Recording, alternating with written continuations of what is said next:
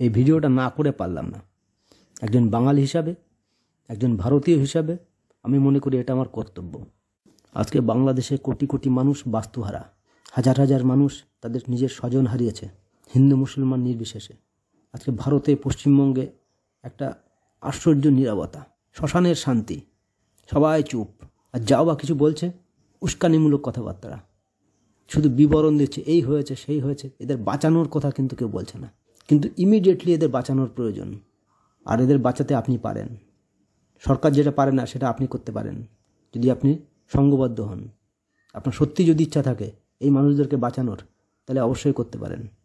আপনি 3টে কাজ বলবো, 3টে কাজ যদি করেন, ইমিডিয়েটলি এই হিংসা বন্ধ হতে বাধ্য।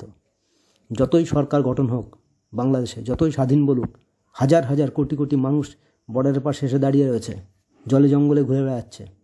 আর হিন্দু মুসলিমের ব্যাপার কিন্তু না, ব্যাপার হচ্ছে মৌলবাদ এবং মনুষ্যত্বের মধ্যে দ্বন্দ্ব, মানুষ এবং পশুর মধ্যে যুদ্ধ।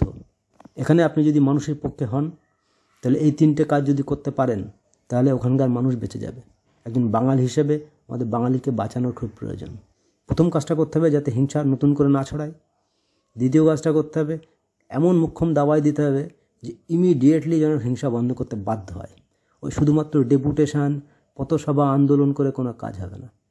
আর তৃতীয় কাজ, লং টার্ম যাতে এই ধরনের হিংসার ঘটনা যেন ভবিষ্যতে না হয় তার ব্যবস্থা করা। একটা জিনিস দেখুন, আজকে বাংলাদেশে যে ঘটনাগুলো হচ্ছে তার বিবরণ আপনি পাচ্ছেন। কেউ কেউ উস্কানিমূলক কথাবার্তা বলছে, ওখানে এই হচ্ছে সেই হচ্ছে, মেয়েদের ধরে ধরে নিয়ে যাচ্ছে। আপনি এখানে কী করছেন? চুরি পরে আছেন। অথবা আপনিও কিছু করে বসুন, ওই প্ররোচনায় পা দেবেন না। বাংলাদেশে ছাত্ররা ব্যবহার হয়ে গেছে, তারা ছুঁচো গিলে ফেলেছে, ওরা বুঝতে পারছে ছুঁচো পেটে চলে গেছে, কিন্তু কিছু করার নেই। কিছুদিন পরে ওই ছুঁচো যখন পেটে পচবে, তখন আরও ভালো করে টের পাবে যে আগে কোথায় ছিলাম আর এখন কোথায় আছি। অতএব সেইভাবে দামড়ার মতো ব্রেন ওয়াশ হয়ে যাবেন না। আর হুটহাট করে কোনো কমেন্টস করা, বাজে কাজ করা, কোনো রকম ভুল পদক্ষেপ নেবেন না। তাহলে নতুন করে হিংসা যদি ছড়ায়, সেখান থেকে আপনিও কিন্তু পার পাবেন না। ভারতের মানুষ ভাবছে যে তারা সুরক্ষিত, কিন্তু সুরক্ষিত ততক্ষণ যত সময় না ওই বারুদে আগুন না লাগছে। অতএব প্রথম কাজটা, মানুষের মধ্যে সত্যিটা প্রচার করতে হবে যে এটা কিন্তু মৌলবাদের বিরুদ্ধে আন্দোলন, এটা কিন্তু হিন্দু মুসলমান আন্দোলন নয়। আজকে আফগানিস্তানে কি হিন্দু আছে? ওখানে তো মুসলমান মুসলমানকে মারছে। পাকিস্তানেও তাই, ইরানেও তাই, এখন বাংলাদেশেও তো তাই। শেখ হাসিনা, মুজিবর বা এসব নেতারা, এরা কি সবাই হিন্দু? আজকে যদি সারা পৃথিবী যদি একদিন মুসলিম হয়ে যায়, তাহলে কি পৃথিবীতে শান্তি আসবে? না গণ্ডগোল আরও বাড়বে? উদাহরণ দেখে কি মনে হয় আফগানিস্তানে কি হলো? এবার দ্বিতীয় কাজটা যেটা আপনার করতে হবে, সেটা হচ্ছে, আপনি যদি সত্যি বাংলাদেশের হিংসা বন্ধ করতে চান, আজকে ভারত এবং পশ্চিমবঙ্গের মুসলিমদের কাছে আমার প্রশ্ন, আপনি কি সত্যি চান যে বাংলাদেশে হিংসা বন্ধ হোক? আপনি যদি সত্যি চান, তাহলে একটা কাজ করতে হবে, তাহলে ইমিডিয়েটলি হিংসা বন্ধ হয়ে যাবে। তার উদাহরণ একটা অলরেডি আছে। গুজরাটে 2-3 বছর আগে প্রায় 10,000 মানুষ একদিন এক জায়গায় জড়ো হয়ে হিন্দু ধর্ম ত্যাগ করেছে, মৌলবাদ এবং বৈষম্যমূলক আচরণের বিরুদ্ধে প্রতিবাদ করে। দিল্লিতে প্রায় 8-9 হাজার মানুষ একদিনে এক জায়গায় জড়ো হয়ে হিন্দু ধর্ম ত্যাগ করেছে, মৌলবাদের বিরুদ্ধে এবং বৈষম্যমূলক আচরণের বিরুদ্ধে প্রতিবাদ করে। তাদের ক্ষমতা আছে, তাদের সাহস আছে।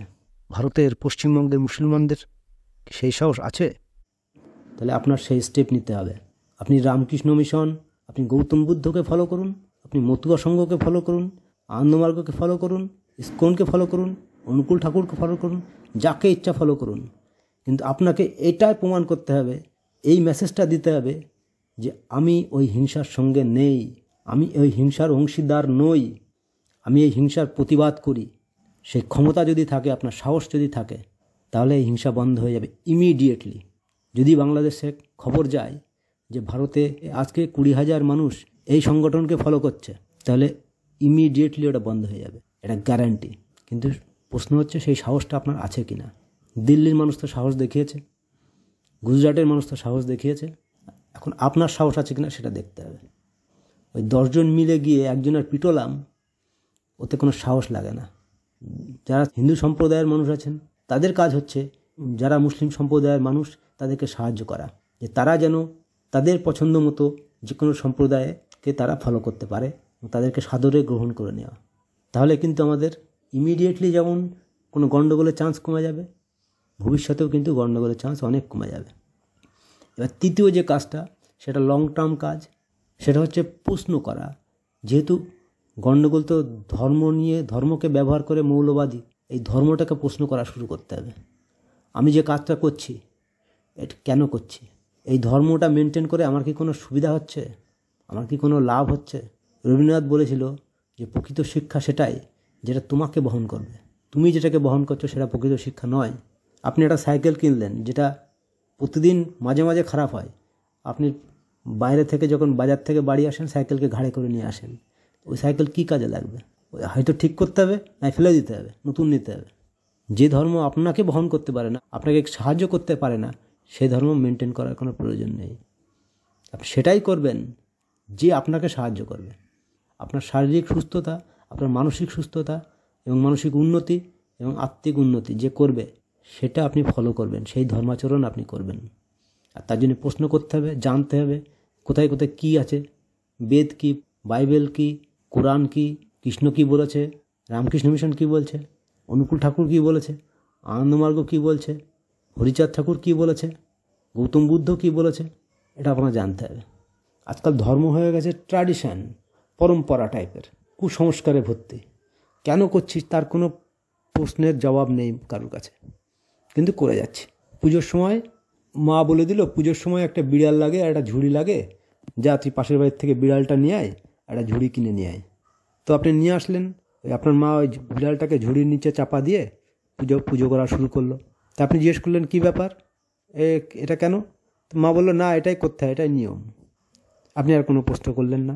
কিন্তু আপনি যদি আরেকটু প্রশ্ন করতেন, আপনি যদি আরেকটু খবর নিতেন, তাহলে হয়তো জানতে পারতেন যে আপনার ঠাকুমার একটা বিড়াল ছিল, সে পুজোর সময় ডিস্টার্ব করতো। সেই জন্যে যাতে ডিস্টার্ব না করে, সেই জন্যে একটা ঝুড়ি চাপা দিয়ে বিড়ালকে রেখে তারপরে পুজো করতো। আজকে সে বিড়ালও নেই, কিন্তু সেই ট্র্যাডিশনটা রয়ে গেছে, প্রশ্ন করারও লোক নেই। আজকে প্রত্যেকটা ধর্মের এই অবস্থা হয়েছে। প্রশ্ন করুন, চোখ কান খুলে ধর্মাচরণ করুন, ভালো থাকুন, সাহস নিয়ে মানুষকে বাঁচান, সুস্থ থাকুন, নিরাপদ থাকুন। নমস্কার।